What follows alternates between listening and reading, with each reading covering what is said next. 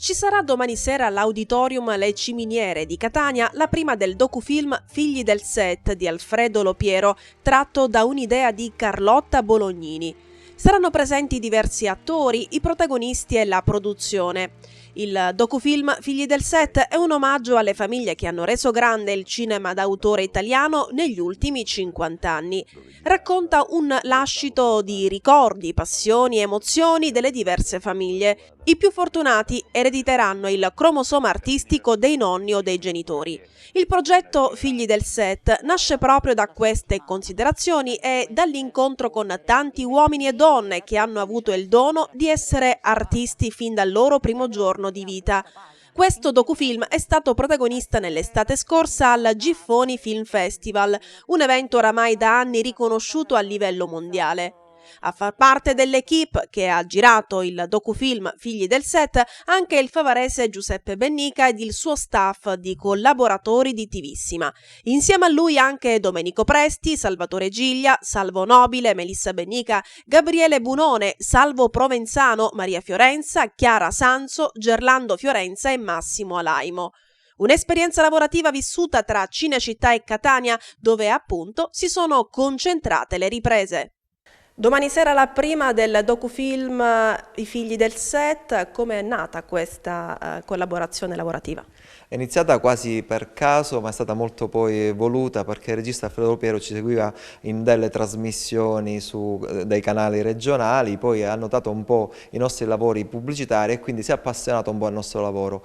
Ha voluto realizzare un docufilm prodotto da Carlotta Bolognini che fosse, diciamo, di natura siciliana, voleva uno staff tutto siculo.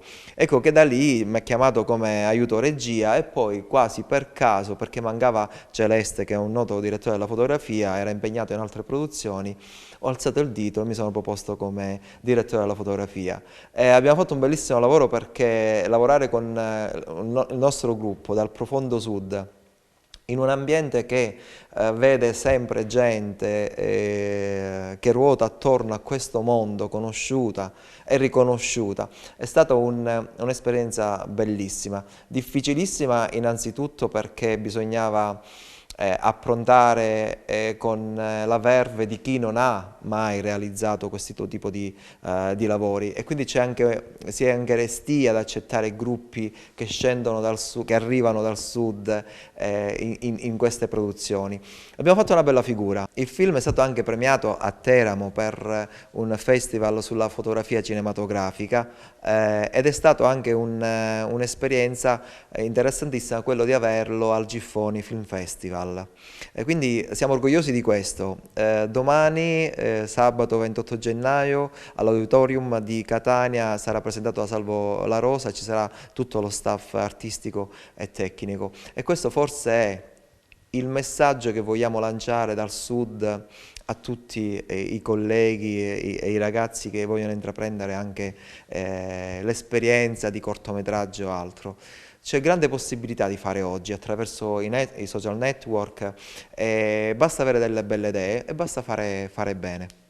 Oggi Favara si afferma tantissimo con Tony Trupì a livello nazionale e internazionale e con altre figure nel cinema.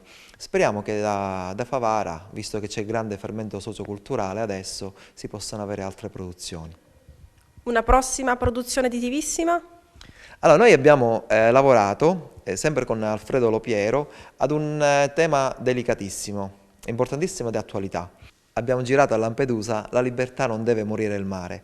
Racconta questo processo migratorio, che a volte dura anche 2 anni, dall'Africa all'Europa.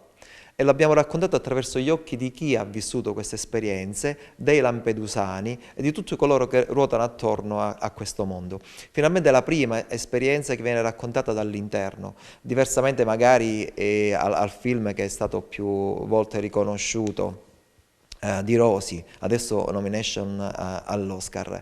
Questo forse vuole andare contro ciò che ha raccontato il regista Rosi. Vuole dare un altro punto di vista, forse molto più vero e anche più genuino. E lo vedremo a breve anche a Favara in una rassegna che si sta preparando proprio in merito.